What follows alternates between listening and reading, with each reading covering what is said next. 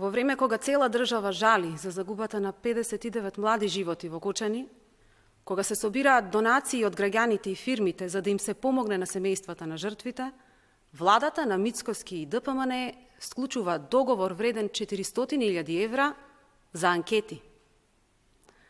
Во време на тага и болка на народот, за власта биле најважни анкетите.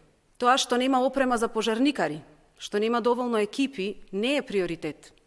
Рейтингот на Мицкоски е приоритет. Ова е безчувствителност во време кога граѓаните едва и врзуваат крај со крај и се во колективна тага за трагедијата. Ова е доказ дека за оваа влада приоритет не се луѓето, туку рейтингот. Истата таа влада вели дека нема пари за зголемување плати, нема пари за повисока финансиска поддршка за студентите, нема пари за субвенции на цените на струја и храна. Власта нема пари ниту за стипендија за младиот херој Јован, таа е обезбедена од приватници, ама има 400.000 евра за анкети. Пари нема за ништо, освен за рейтингот на Мицкоски. Ова е пример за погрешниот систем кој што мора да се промени.